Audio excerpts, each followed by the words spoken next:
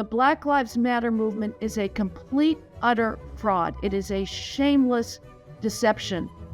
They do not give a damn about Black lives. President Biden does not give a damn about Black lives. The Democratic Party does not give a damn about Black lives. The only people who seem to care about Black lives are white conservatives and conservative media. Hello, I'm Jonathan Tobin, editor-in-chief of the Jewish News Syndicate, jns.org, and you're listening to Top Story, a weekly podcast where I analyze the most important stories happening in Jewish news around the world. Each week, I will break down politics, foreign policy, and culture to provide insights into what is going on behind the headlines. Hello, and welcome to Top Story. Thanks for joining us. We're very fortunate to have with us today one of the most important writers and thinkers about contemporary issues, Heather Mac Donald, author of the new book, When Race Trumps Merit. But before we start, I want to encourage everyone to like this video and podcast, subscribe to JNS, and click on the bell for notifications.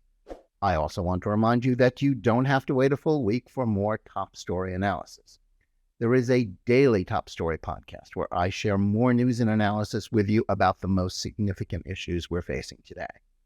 You can find the daily show under Top Story with Jonathan Tobin on the JNS channel on Apple, Spotify, Google Play, or wherever you get your podcasts. And now to today's program. Though we live in an era when it is axiomatic that religious faith is on the decline in the United States, nevertheless, there is a new religion that is spreading its doctrine throughout the country and largely overwhelming all opposition. Like some other faiths, during their beginnings, this one is highly aggressive and evangelistic in its outlook, as well as intolerant of non-believers. I refer, of course, not to any particular belief in a higher being, but to the new secular religion of anti-racism, sometimes referred to as wokeness and rightly understood as a form of cultural Marxism. It has all the characteristics of a religion in terms of its reliance on assumptions about offering a unique path to salvation. It has its prophets and theologians. In this case, that would refer to the faux scholars and intellectual snake oil salespersons like Ibram X. Kendi and Robin DiAngelo. They serve as guardians of its inflexible doctrines, from which it tolerates no deviations. And it has sacred martyrs like George Floyd, whose death have become sacramental myths, dedicated and detached from historical reality in order to put forward the lie that the police routinely hunt and kill black males, even though the statistical evidence proves this isn't true. But as with any religious belief, the facts don't matter to woke true believers who, far from being marginalized extremists, now command academia, popular culture, and increasingly every other discipline, as well as, not to mention its fast becoming the official doctrine of the Biden administration. At its core are toxic ideas like critical race theory and intersectionality, which, like those of other faiths, are based on assumptions about humanity. In this case, it is the belief that America and the West are irredeemably racist, and that all of the achievements of America and of Western civilization, its creed is woke catechism of diversity, equity, and inclusion based on this idea of racism.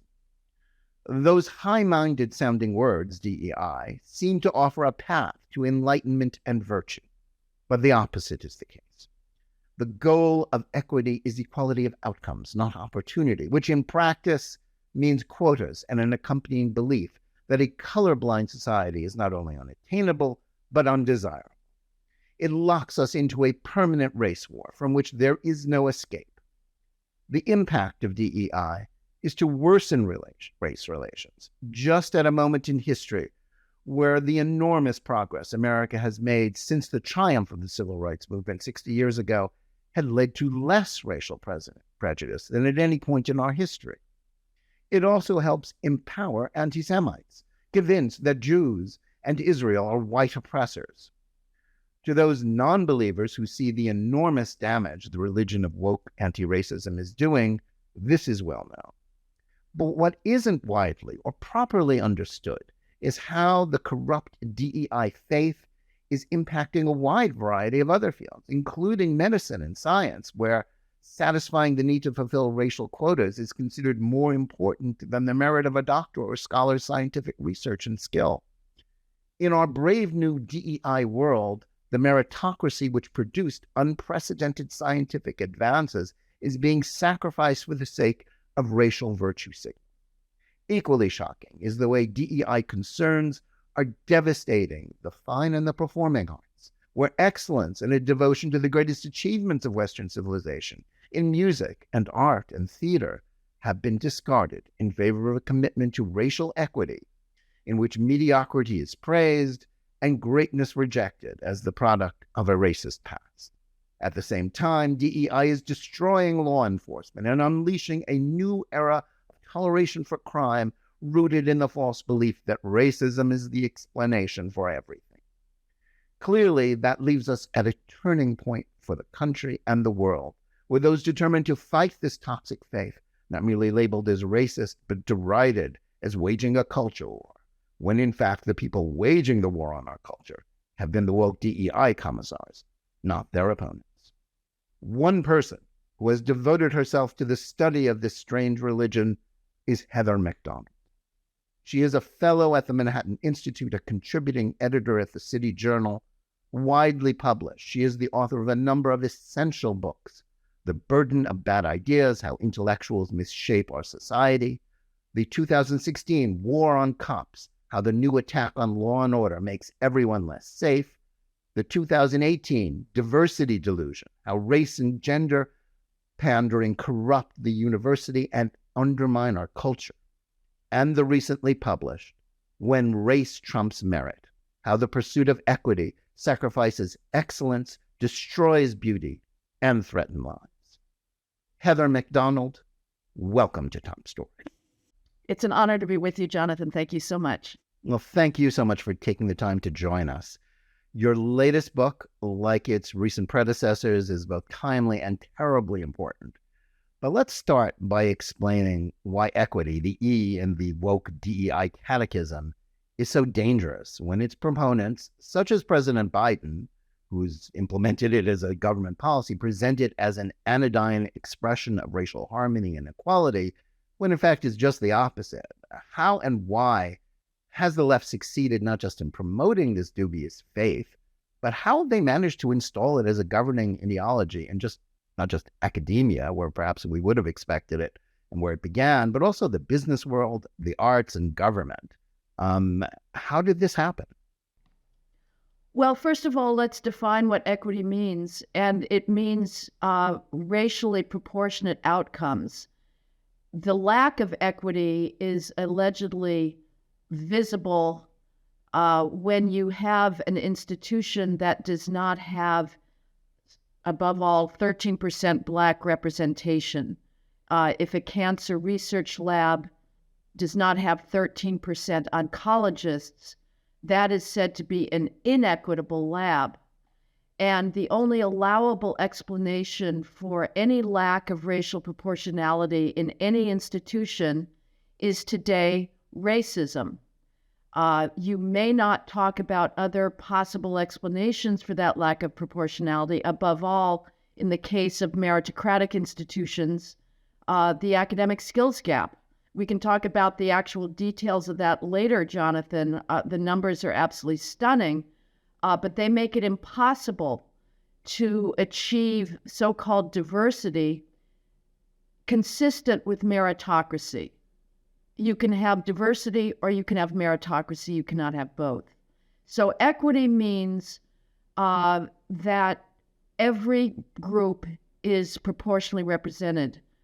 It is dangerous because we are tearing down every single meritocratic standard in the case of excellence achieving institutions in order to engineer diversity or equity.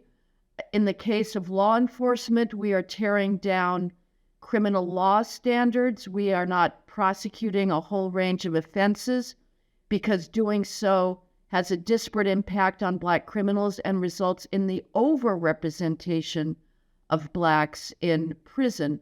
How did this happen? How was the left so successful in propelling this idea of ubiquitous racism out of the universities into the world at large? It's overwhelmingly, in the United States at least, because of white Americans' understandable guilt about race. We had an appalling history that was in grotesque contradiction to our stated ideals that we would go around pronouncing about to the world, that what sets America apart was its regard for equal rights, for human rights, for political rights, at all the while denying those to Blacks. And we are so guilty about that we are not willing to look at our present reality where racism has been excised from the public sphere. It is not the problem holding Blacks back today. The problem today for Blacks is a pathological inner city culture. We are not a white supremacist country. I mean, the degree of self-flagellation for phantom racism is not how a white supremacist country would behave, Jonathan. We turn our eyes away from the overt pathologies of Black inner city culture and blame ourselves for a problem that no longer exists.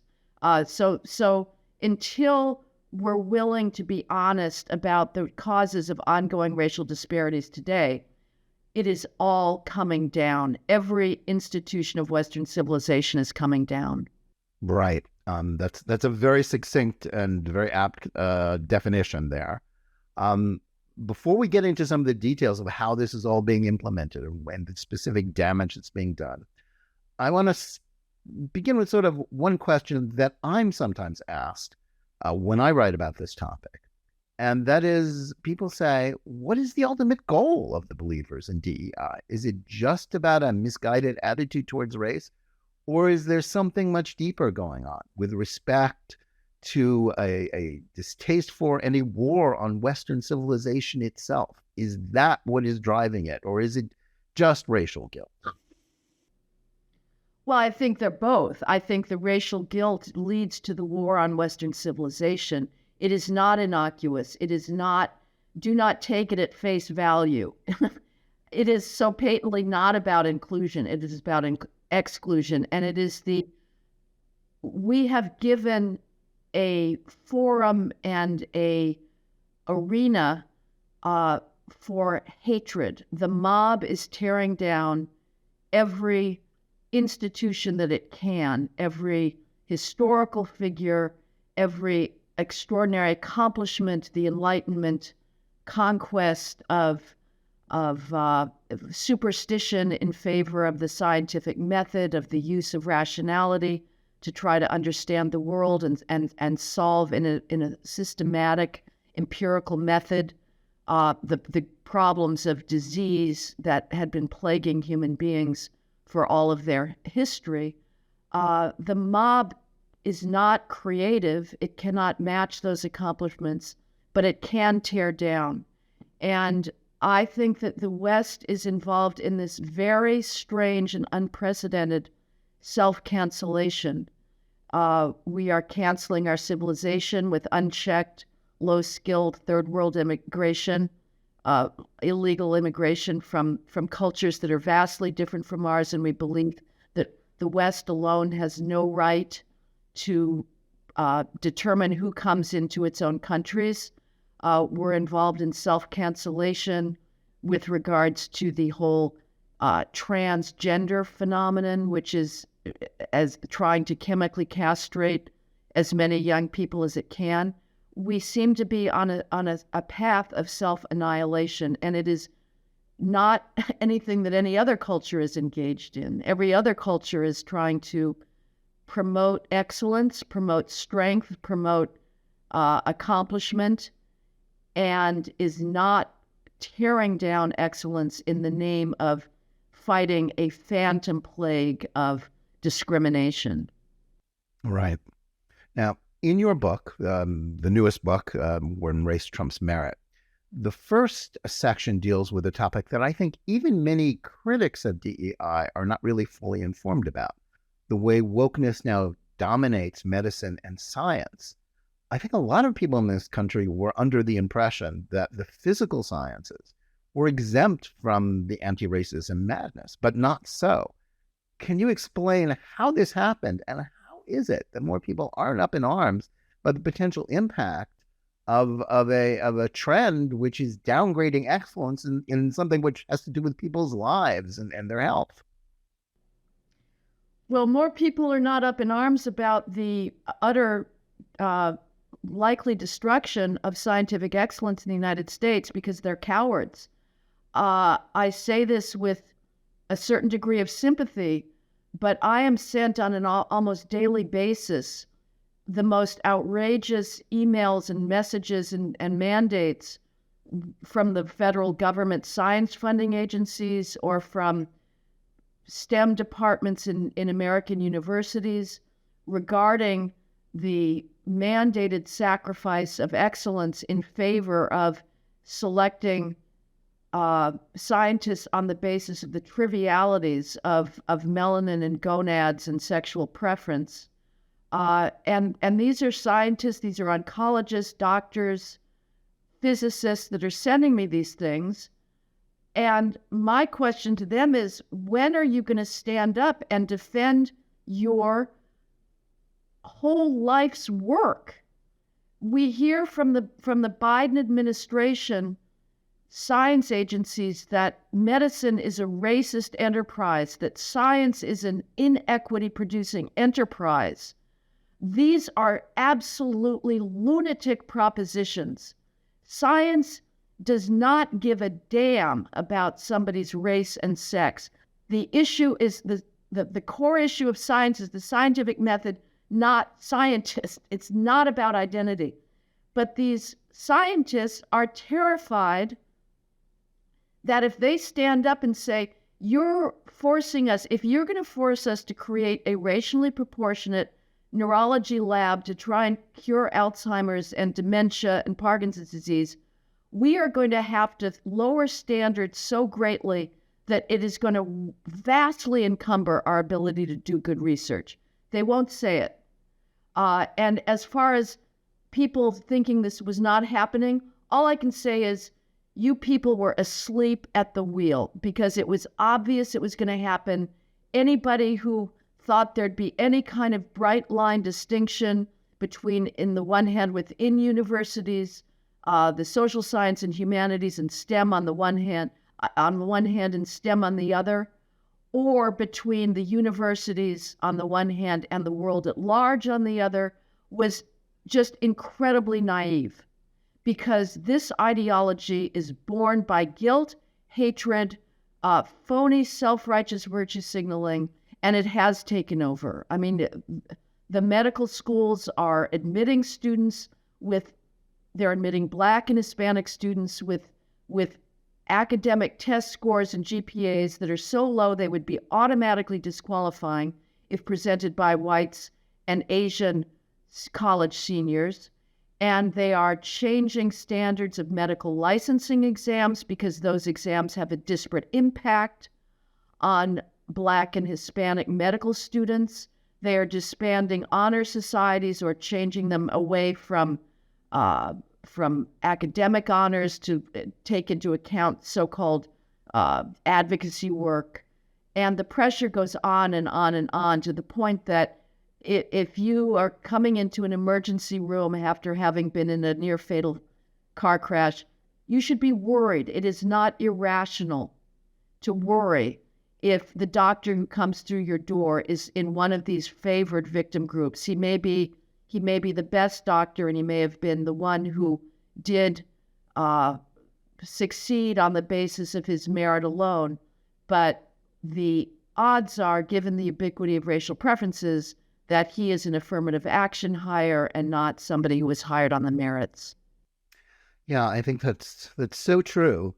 And it also, in a way, it compels those who are trying to fight against the instinct to be a coward, because, of course, to resist it is to risk your career. And you speak of this in detail in your book. But it's also, on the one hand, we're being asked to not notice the difference. And on the other hand, if we do, then the answer is, so what? You're a racist. Right. No, it's amazing. I mean, this is the whole discourse around racial preferences is internally completely contradictory. We're waiting now for the Supreme Court in the United States to decide whether to continue the patent fictions, the nauseating inconsistencies that are required to maintain a jurisprudence that allows racial preferences in college admissions. A lot of people are predicting that with the conservative majority on the Supreme Court in the United States now, we will finally reverse the long line of Supreme Court precedent that began with U.S. or Bakke versus California Regents in 1978 and continued through University of Michigan cases, Grutter and Gratz, that allow colleges to have double standards of admission for the sake of so-called diversity. But the universities, of course, and a whole lot of elite corporations and the military in the United States have been fighting tooth and nail to preserve racial preferences.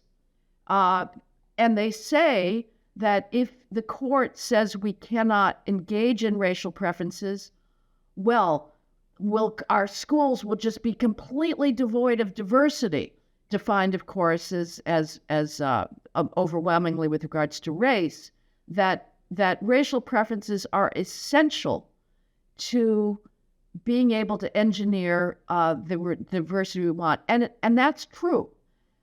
At the same time, it's true up to a point, and this gets very complicated. We don't necessarily need to get into it, but there's a cascading effect of preferences that actually mean that in the middle tier of schools, if you get rid of them, the number of Black students will all stay the same. It's just they'll be matched to their cohort, to their student peers.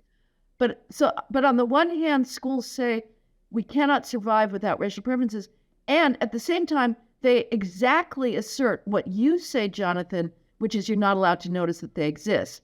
So if you're in an academic environment and you say, we have racial preferences here, you will be stigmatized. You're supposed to pretend Amy Wax that comes to mind, yeah. Exactly. Amy Wax and Norman Wang a electrocardiologist at the University of Pittsburgh Medical School who wrote an article, a very prominent doctor, ran a very important fellowship program. He published an article in a medical journal arguing against racial preferences in medical school admissions, saying that we are admitting students who are not competitively qualified to succeed, and it's not a good practice. He was completely canceled. He was forbidden from having contact with students. He was vilified by his peers at the University of Pittsburgh and across the medical world. His fellowship was taken off the fellowship program. So you're not allowed to talk about a reality that high school seniors see all the time. When they get their admission slips to college, they all compare them, and they know that Black students with much lower SATs are getting admitted to schools for which Asian and white students with much higher SATs are rejected. And yet they go to college and they all have to pretend that that's not going on. Right. Yeah, I mean, it's mind-boggling. Now, the bulk of your latest book is devoted to what has happened as a result of the DEI takeover in the arts. Now, anyone who attends classical concerts or the opera can see the results. But the irony here is that much like the obsession with race in other spheres, which is predicated on the notion of rising racism when the opposite is the case, the arts world was already obsessed with promoting diversity before the moral panic of the Black Lives Matter summer of 2020, when the death of George Floyd turned the country upside down. Why did virtually every element of the arts, art, theater, music world, suddenly embrace the idea that they, the most prominent, leftist to a man and woman, that they were all racist when it was obvious that they weren't. It's just incredible. I mean, this is as horrifying and as tragic and nauseating as the betrayal of the scientists, that you have leaders of arts institutions, whether it's symphonies, opera companies, ballet companies, that should know better, not just about their legacy in recent decades of massive outreach, massive fellowship programs, massive scholarship programs to try to encourage more Blacks to go into their art form. They should know better, Jonathan, about the sublimity of the traditions that they are curating. That a Beethoven piano concerto is not a racist work. The anticipation that the listener feels in waiting for that piano to come in behind or in front of the vast orchestral beast, that moment of amazing suspense, moving towards an incredible unfurling of thought, of feeling, of intellectual power, is not a racist moment. It is something that is utterly precious. And to go around saying that the only reason that we care about Beethoven, as editors in the BBC magazine have said, is because he's a white male, is utter malpractice. And yet you have not just heads of classical music organizations, but the leading classical music critics in the United States, whether it's Alex Ross of The New Yorker or Anthony Tomasini of The New York Times, apologizing for being part of a tradition that, as Ross says, is blindingly white. Well, guess what? It's a European tradition. You know, Europe was Caucasian. That is its demographic fact. And right now, the rule is that any artistic tradition that is European is per se racist because the people that created that artistic creation were white. And nobody applies that standard to any other tradition in the rest of the world, whether it's in China, in Africa, in India. Those traditions were just as racially or ethnically homogeneous. The West does not criticize them for racism or ethnicity bias or you name it. It only criticizes itself. Yes, you tell a number of important yet really terrible stories in your book about the impact of DEI. And it's hard to choose just a couple to highlight, but I think the stories of the demise of the Docents at the Institute of Art in Chicago and how the Metropolitan Museum of Art canceled a great 19th century anti-slavery sculpture as racist are particularly instructive as to what is happening. Can you just quickly explain to our audience what happened in those cases? Well, the Art Institute of Chicago is one of the great art museums of the world. I recommend that everybody go visit its little corridor of Ancien Régime pastel portraits by Chardin, Martin Quentin de la Tour. They're absolutely gorgeous. But it is run by an absolute fool, James Rondeau. I beg your listeners, Jonathan, to get the book and read my transcript of a speech he gave in Des Moines, Iowa, Contemporary Arts Center, because it took me a long time to get down every last and and like that this idiot put forward. But they had a tradition of docent art educators that stemmed from the 1950s, a time of particularly fertile time of philanthropy, of volunteerism in America. And the women, there was a women's group that helped fundraise for the Art Institute of Chicago in the 50s when it was experiencing financial difficulties. And they went on to say, let's incorporate ourselves as the women's board of the Art Institute of Chicago, and let's start looking into art education, particularly for children, which at the time was understood, well, you should have professionals do that. Well, they said, no, we're going to do this as a group of volunteers. And they created a program of training for these docents that was extremely rigorous. It's basically the counterpart of a Master's of Fine Arts. You learn the collection, you learn art history. And they've given entree to the Art Institute's collections to thousands and thousands of public high school students in Chicago for decades. Well, come George Floyd, racial meltdown, the psychological hysteria, neuroses that you mentioned, Jonathan, when every institution was turned into put on its hair shirt and started viciously flagellating itself for phony racism, somebody looked at the docents and said, my God, they're all basically vastly disproportionately white females, therefore they have to go. We cannot have whites instructing Black inner city high school students about our art collection. So the docent program was just canceled. Nearly 100 free workers giving the Art Institute endless hours of their time, all gotten rid of, given their pink slips, even though they weren't employees per se. And was announced that, and of course the woman who ran the women's board that was behind this was herself a Black woman without any real arts background whatsoever, but specializes in anti-racism. And they will be replaced by 6 part-time paid workers who will be chosen on the basis of their anti-racism credentials, not on the basis of art. So a completely self-destructive, unnecessary move. The Metropolitan Museum show that you mentioned, Jonathan, when I was writing this piece, I thought it does not get worse than this. I think this is the nadir, and I've not seen anything match it yet.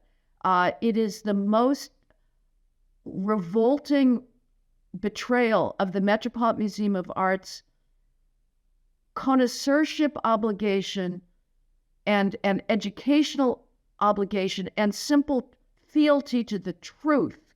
They bought a bust in 2019 by a very extraordinarily accomplished 19th century French sculptor named Jean-Baptiste Carpeaux, who was second only to Rodin as a master sculptor in France. And he created a bust of a enslaved African woman with a chain around her chest, looking up behind her shoulder in a look of piercing incomprehension, outrage, sort of it's an expression of complete humanity that expresses her essential being and the outrageousness of slavery. And this bust was understood at the time and for a century afterwards as an abolitionist work. But even when it was bought in 2019 by one of the new lefty heads of the sculpture department at the Met, and even in 2019, pre-George Floyd meltdown, they were already signaling that they were going to use this bust to deconstruct Western art and as a corrective to a 2014 retrospective of Jean-Baptiste Carpeaux that rightly celebrated Carpeau's accomplishments and sublimity. And so they mounted this show around this single bust whose propositions are patent fictions. They argue that if a white artist portrays a work of abolitionist art, that the actual thesis of that work of art is that Blacks are inherent slaves. It's completely contradictory, but this is the reading they've imposed upon us, is that Carpeaux and every other abolitionist craftsman like Josiah Wedgwood, who did a very influential cameo, anti-slavery cameo, that what they're really saying is that, well, Blacks can only be slaves in order to be free.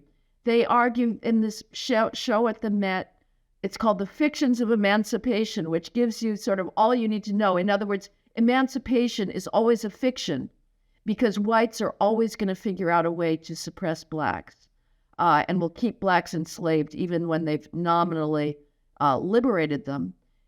It argues that the use of a nude, because one breast of this Black slave woman is revealed, the use of a nude is racist.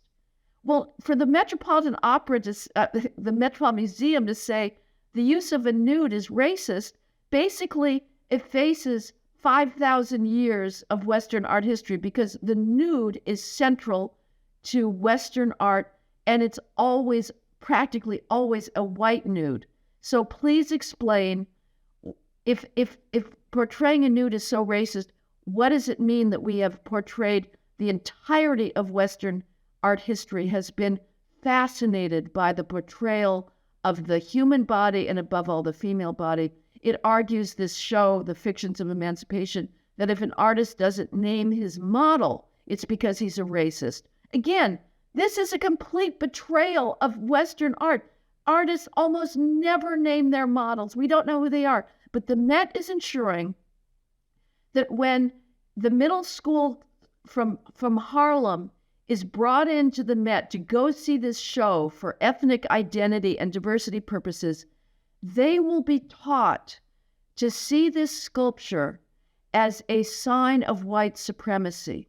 And they will be taught to hate the Western art tradition, even though it was a tradition that gave birth to an entire tradition of emancipationist art.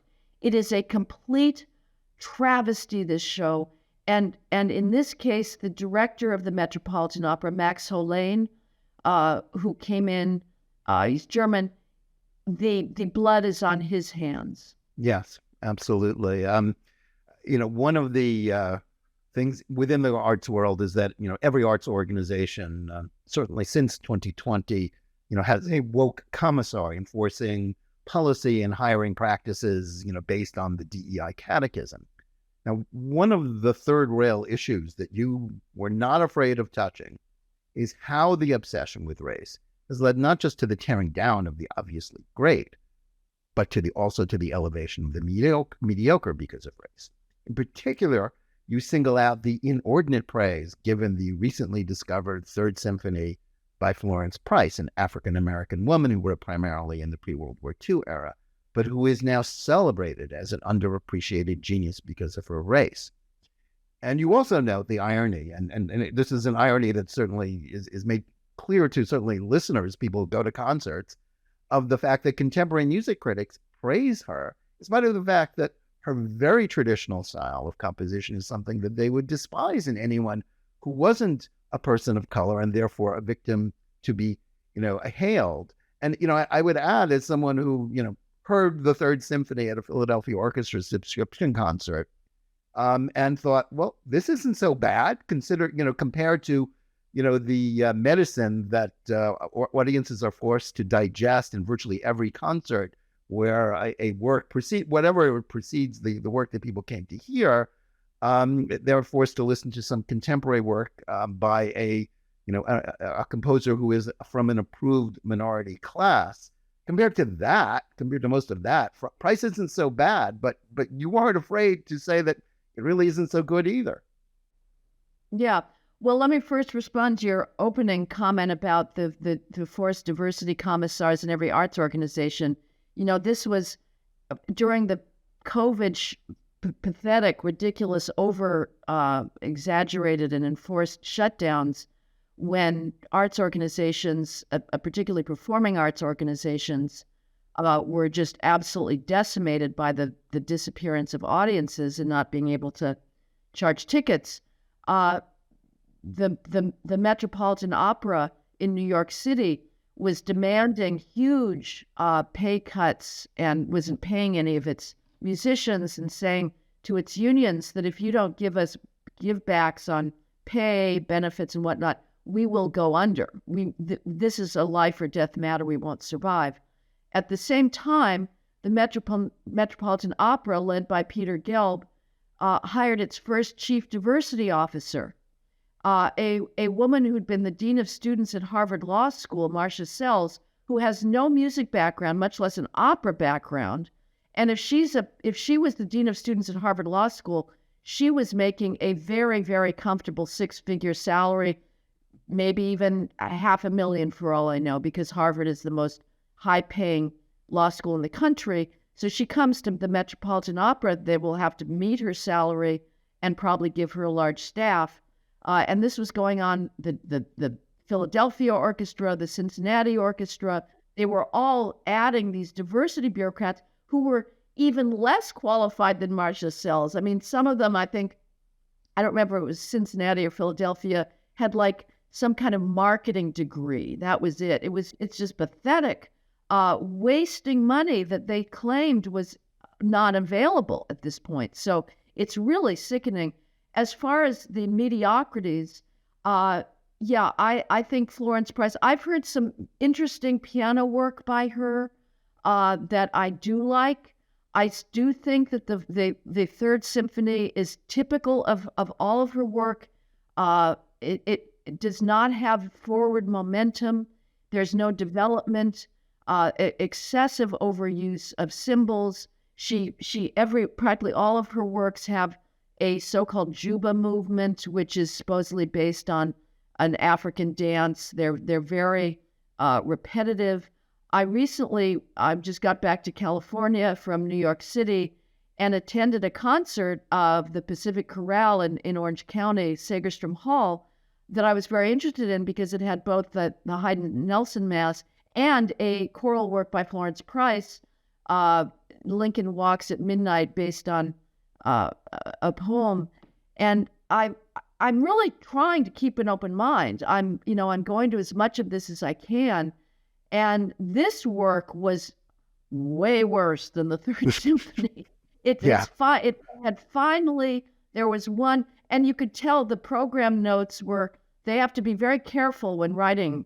There was a sort of a fugal movement at the end that was okay, but it again went nowhere. I would say, however, Price is very accomplished compared to the real mediocrity, which is Joseph Bologna. I haven't yet gone to see the movie made about him, The Chevalier. This was an 18th century court composer, I recognize his works when they come on the radio after one note because they are so profoundly banal. But yet he's called the equivalent of Mozart. Yeah, well, there's a guy who's a playwright who has said, "Oh, we all call Bologna the white Mozart. In fact, we should be calling Mozart the black Chevalier," which is just, I mean, one doesn't even know where to begin. Yeah, it's kind of nuts. There are fantastic black composers. Florence Price is probably chosen so, ubiquitously because she's black female, so she gets the intersectionality quota. But I went a month or so ago to a program at the New York Philharmonic called the March to Liberation. Again, I'm going to all the black music I can. This was an exclusively black program, had a contemporary work that was fine, and William Grant's Still Second Symphony, which is, you can really feel the American songbook and the American musical tradition. It too, though, lacks some forward development. It becomes repetitious. And then a great work by, his name escapes me right now, but set to various works, speeches of once Martin Luther King. Unfortunately, they substituted in Obama subsequently. And so there is good work out there. Why we're seizing on Bologna and Price is kind of a mystery. I would love to hear Scott Joplin's opera Tremonisha. It has been revived. It should be done again. Still has an opera that has been performed. I think it's called The Lost Island or Troubled Island. I'd love to hear that. But Price is way, way overplayed. Yeah, I think that's true. And I think as someone who has gone to the performing arts, especially opera and concerts, my whole adult life, now that we have these woke commissaries clearly making policy, we can see it for the first time. Opera has always been basically colorblind. Black singers have played roles that were obviously for whites, my entire lifetime. But now for the first time, I'm thinking about casting choices, especially at the Met, sometimes where they're a little bizarre. and thinking, well, was that because of race? I never thought that my entire life. But now we're forced to think that, and forced to sort of contemplate, and certainly at the Metropolitan Opera, which is sort of changing its whole MO for 130 years. Its purpose was the greatest works sung by the greatest singers. Now it's more dedicated to new works of often of dubious quality, and often for racial purposes as well. So in the end, it comes back to it's the title of your book, where race trumps merit, in areas where we thought that merit was the only thing that counted. Right. And if I can just, the composer I was thinking of in this previous New York Philharmonic concert called The March to Liberation was Adolphus Hailstork, who's also written some gorgeous, gorgeous songs. Yeah, I mean, you said they're changing their MO for obvious reasons. One of those reasons is funders.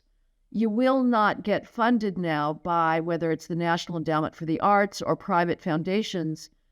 God knows you will never get looked at by the Mellon Foundation, and Ford and Rockefeller got out of arts a long time ago. They've probably gone back in order to do some racial victimology funding, but you will not get any cent of money unless you can show a diverse staff, diverse casting, diverse programming. So it's a complete vise that these organizations find themselves in. And yeah, the Metropolitan Opera, new works of dubious quality. I'd wanted to go to hear the second opera now by that the Met has mounted by Terence Blanchard. They gave the premiere of Fire Shut. No, I don't think it was the premiere. It premiered in St. Louis, Fire Shut Up in My Bones. Yes, based on the autobiography of the New York Times race baiter columnist Charles Blow. And this year they did Champion, which was his first opera, so they reversed the order. I was planning to go to that in person. I couldn't. I had to go up to Boston for another podcast. But I listened to it on the radio this week at the Metropolitan. It was pretty insipid. The best part was the jazz band that was brought in, but otherwise it was fine. It wasn't assaultive, like, as you referred to, a lot of the post-tonal music that gets programmed, but it just wasn't particularly noteworthy. I wouldn't rush to go hear it again. Yeah, well, I reviewed it for the Washington Examiner, and I think as I said, a year earlier about Fire Shut Up in Your Bones, when I reviewed it for the DC Examiner as well, it was sort of like, well, if the Metropolitan Opera must have contemporary operas and must have African-American contemporary operas, this isn't that bad. Certainly it's actually better than some of the other new operas, but certainly it's not great. It doesn't compare to the things that, normally one would go to the Metropolitan Opera to see, but which, quite frankly, you're not going to see that much of in the future.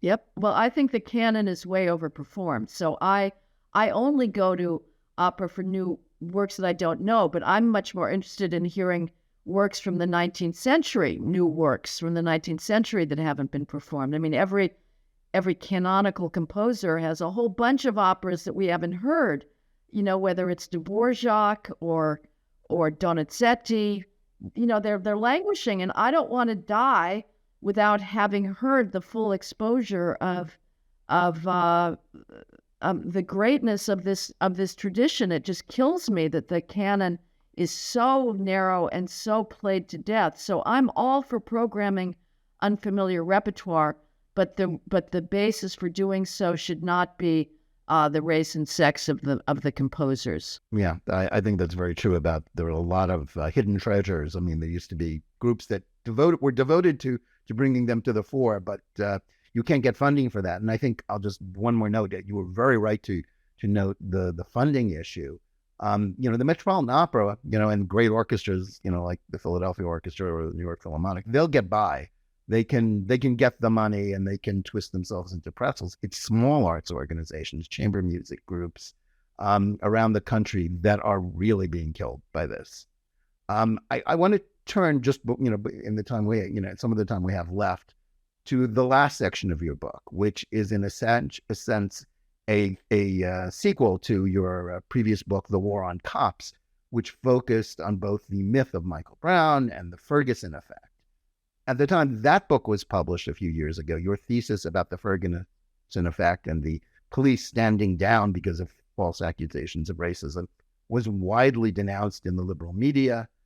But as events have vindicated the truth of your conclusion, the belief in myths about Ferguson and police shootings of blacks has actually not just increased, but become an almost unchallengeable article of faith. I mean, at the time of the George Floyd killing, you had a great piece in the Wall Street Journal exposing the lie about the belief that blacks were being hunted and killed by police.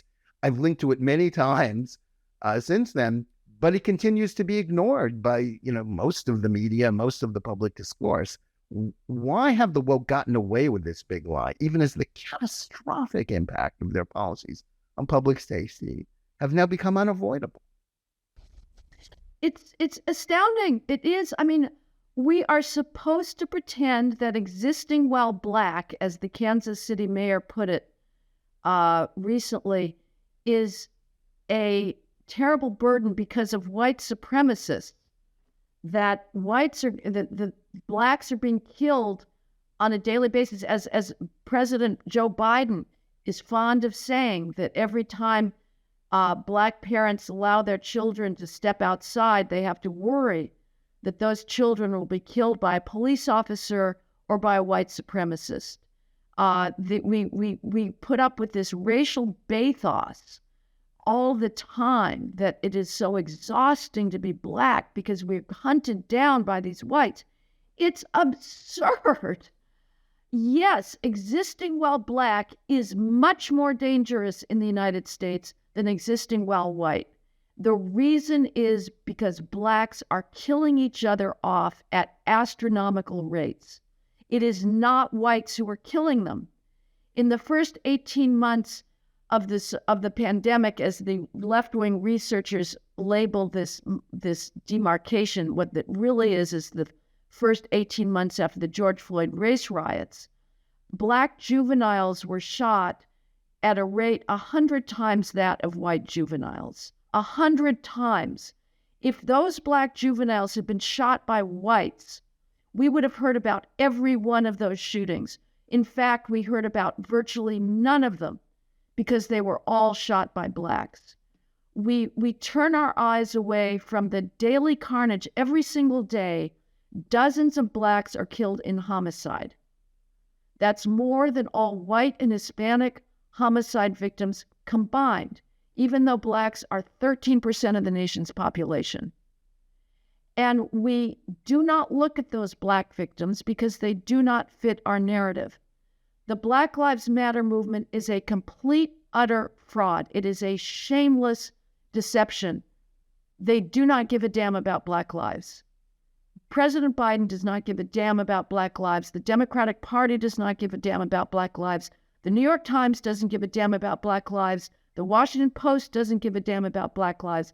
The only people who seem to care about black lives are white conservatives and conservative media. They're the only ones that have raised an alarm about the massive increase in crime following the George Floyd mass psychosis.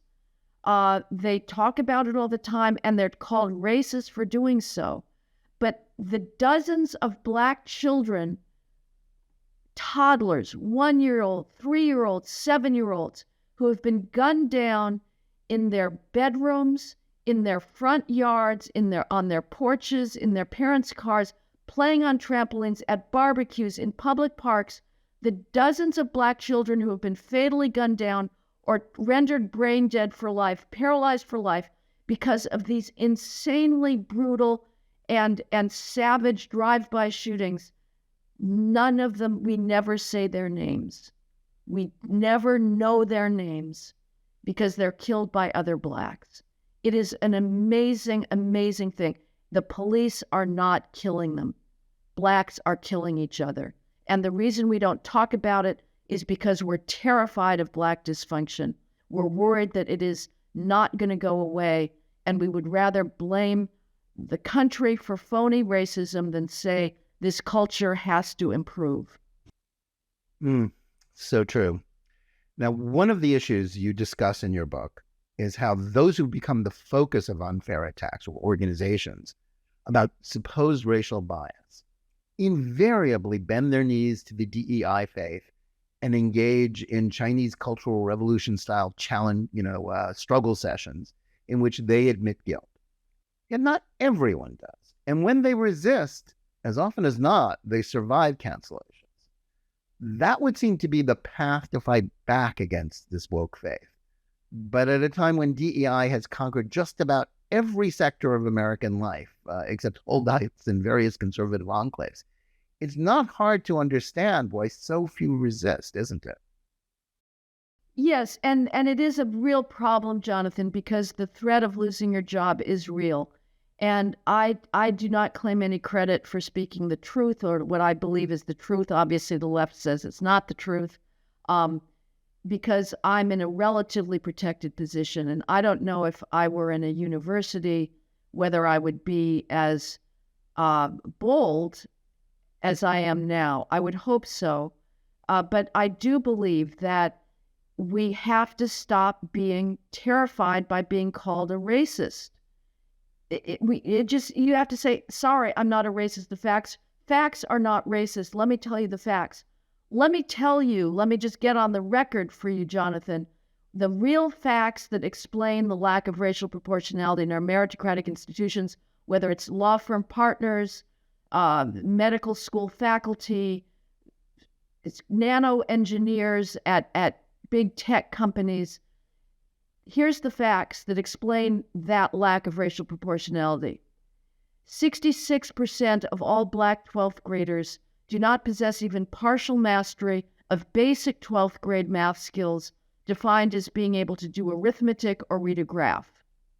8% are proficient in those skills defined as being able to do calculate using ratios. And the number of Black 12th graders who are advanced in math on a national basis is so small that it doesn't even show up statistically. Given those skills gaps, and the situation is not much better in reading, 50% of Black 12th graders do not possess even partial mastery of basic 12th grade reading skills.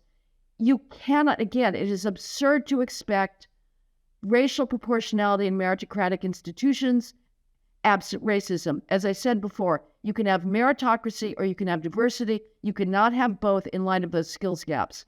So we have to start telling the facts and not being cowed by the phony charge of racism.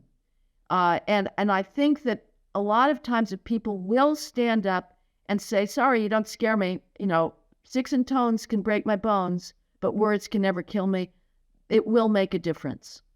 Yeah. The facts are, as you say, irrefutable, even though we're told to ignore them, but also it's a matter of, it's a refusal to actually address these issues because our education system is obsessed with race and diversity and not in advancing skills in the traditional manner, even, treating, excellence as somehow a white or racist endeavor. And that just perpetuates this problem, and indeed that's in line with the whole point of DEI, which is to treat race as a permanent thing, an indelible permanent race war to which we are forever doomed. Well, you're right. The facts are irrefutable. And I think what's going on is we will not get the facts much longer. I think that's the reason why places like the University of California have not just said that the SAT submission is optional, but it is actually prohibited. And the reason that they're banning it, because it doesn't make sense otherwise, because a university can race norm, it can get the facts on the SAT scores and then just choose to admit students based on wildly different standards of admission. But you're always better with more information than less. Why not know where that Black student stands in relationship to other Black students so that you can choose the best Blacks? Same with the Asians and whites or Hispanics. Why then are they prohibiting themselves from getting this information. Why? Because they want to put the College Board out of existence by having no customers to take the SAT, so that we will no longer get objective tests of where people stand on academic skills. And the same is happening, I'm sure, with crime data. There's a few police departments that still publish crime on the race of victims and suspects. That will end, so that you cannot have any objective explanation for why there is overrepresentation of Blacks in prison. And the reason is because the crime rates are so high. So those facts will eventually be disappeared. But yes, Jonathan, here's what we have to stop doing. If a standard has a disparate impact on Blacks, the solution is not to tear down the standard. The solution is to meet the standard. But what we're doing now is any test, any standard that has a negative disparate impact on Blacks, we are throwing out the standards. That is civilizational suicide. We have to stop throwing out the standards, defend them. They are colorblind. They are not racist. And China, meanwhile, is throwing everything it's got at its most qualified, gifted math students. It is not destroying. We are tearing down gifted and talented school programs because they don't have proportional representation of Blacks. The explanation is those skills gaps. It's not racism. China is meanwhile throwing everything it's got at its most gifted talent in math and STEM sciences, and it is not saying we are going to aim for mediocrity, and it will continue pulling ahead in the STEM arms race. That's a very sobering thought. I think many, if not most, conservatives are sort of natural pessimists. We all have this inner Spengler about the decline of the West.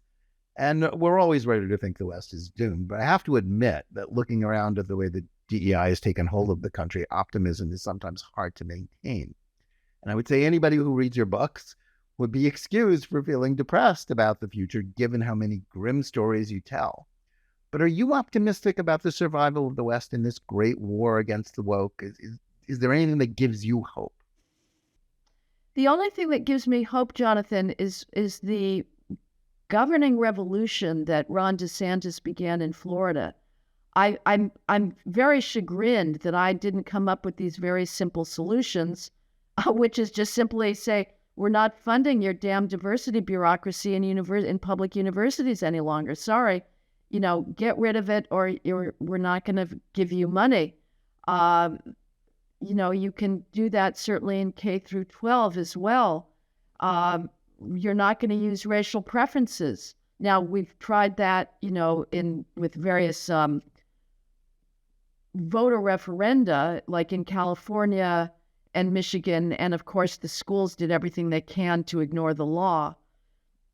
But the pushback that's coming, and also in the premature, sadistic, cruel over-sexualizing of children by forcing them to confront gender ideology, is another aspect of the suicide of the West. But there are places like Florida, Governor DeSantis and other governors that are following suit, and they're not being browbeaten into backing down.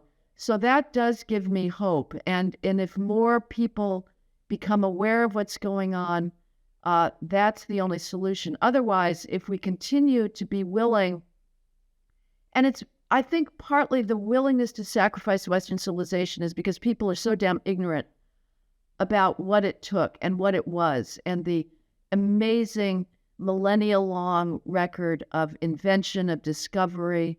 We take everything for granted. We're a bunch of ingrates. We have no idea how vastly different. It's like we're in two different universes. The way we live now with our security, our fresh water, our electricity at a snap of a finger, it's all amazing. And we take it all for granted. And so we're willing to tear down the ideas of excellence and of science and of achievement that gave us this surcease from privation, from fear, from horrible, disfiguring diseases and famine. So we need to understand more about what the West has created in order to have the courage to defend it. That's a very important thought, and I'm glad we ended on at least a little hope. Heather, thanks so much for joining us today. I want to recommend your latest book, as well as all of the earlier ones, to our audience. It's a vital contribution to our public discourse and on target about what is the preeminent threat to the future of this country and indeed Western civilization. It's must reading. We also want to thank our audience. Please remember to tune in every day for Top Story Daily Edition. And whether you're listening to us on Apple, Google Play, Spotify, or any of the other podcast platforms, or watching us live on Facebook or Twitter, or on the JNS YouTube channel, please like and or subscribe to Top Story, click on the bell for notifications, and give us good reviews. Please write to us at editor@jns.org. Let us know where you listen or watch the show and what you think about it. And remember, keep reading and thinking for yourself, and we'll see you again next week.